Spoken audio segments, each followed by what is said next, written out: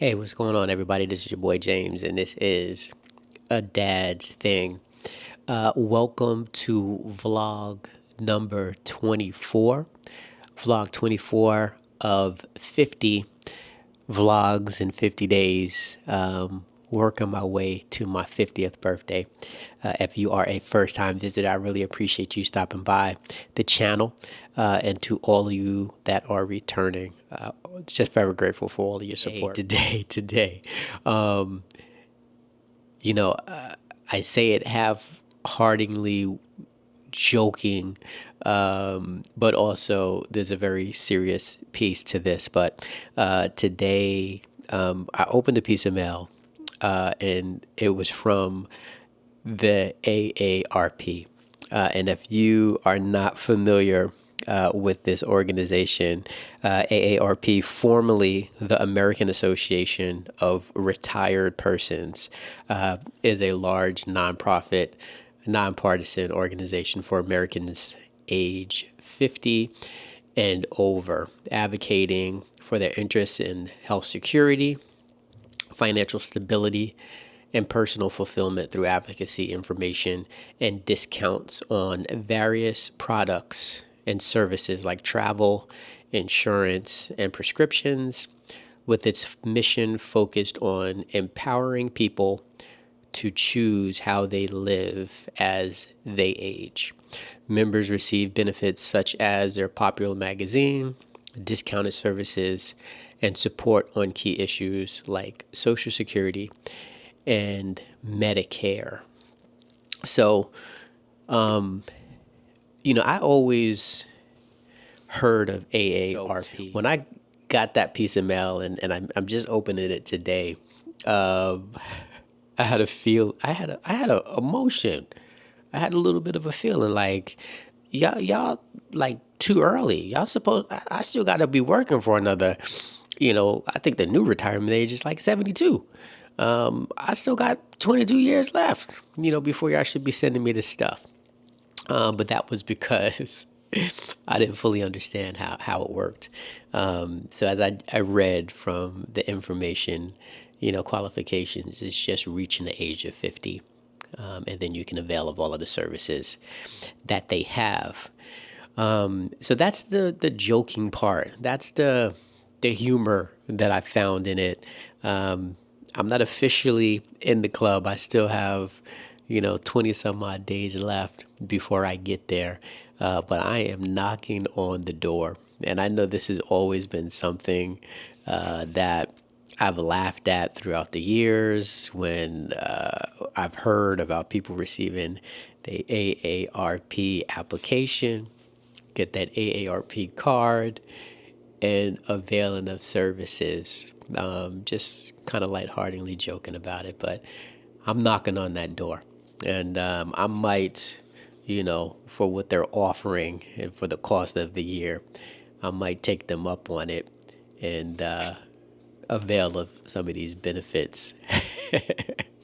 They are giving away a free insulated trunk organizer with a new membership. You can't have enough of those, especially as you get a little older. But on a serious note, as I look at that, it's just another indicator. It's just another reminder of the importance of preparation. I was on a walk today, and I gave my brother a call. And it was a great walk, and it definitely was a great talk. And, as we are in that sandwich generation of having children and having, parents that we take care of, that preparation for us getting to that next generation is something that we talked about. I don't want to put on my kids' shoulders too much when I get older. I want to have already prepared some steps, documents, instructions on what I want my care to be like. if it gets to that point of me needing someone to care for me as I get older. Taking care of someone is a lot of work, emotionally, physically, financially. And not that I would not want to do that for my mother. My mother is the only person, my only parent that's living now. It's just that I would want to do it the way she would want me to do it. And sometimes when we get to that older age, we don't have the mental capacity to really make those sound decisions that need to be made. So I want to make that, and I'm speaking with all humility and, you know, asking God to bless me with years and all of that type of stuff. What happens, in the future is going to happen. But if I was to ever get to the age of needing care, I would definitely want my daughters to know exactly what needed to be done, have the resources they needed to make those things happen so that the process would be as smooth as possible. Because, like I said, it's tough when you see a parent, someone that you care about, someone who's been so strong all of your life as a child, be put in a position now where you have to care for them, where you have to make tough decisions on their well-being and not crossing the line because you're still their child. And I know I talked a little bit about this in some vlogs earlier on in this series of, when it comes to my mother, she is my mother. And I want to respect her as my mother. And I am her son. And I want to be a good son. So I want to do the things for her that she would desire for herself. And as hard as that may be for me, and how contrary those things may be to how I would want to do them, there's still boundaries that I have to understand and I have to respect. I have some very difficult conversations with my mom nowadays about how she would want to handle things, who she would want to know certain things, and who she wouldn't want to know those things. And, I have varying relationships with some of these individuals.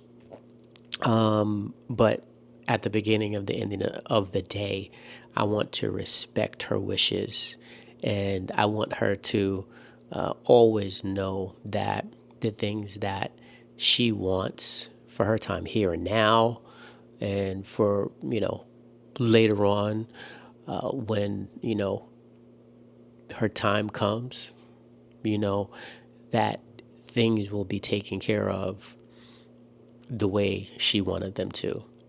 And if I sound uncomfortable having this conversation,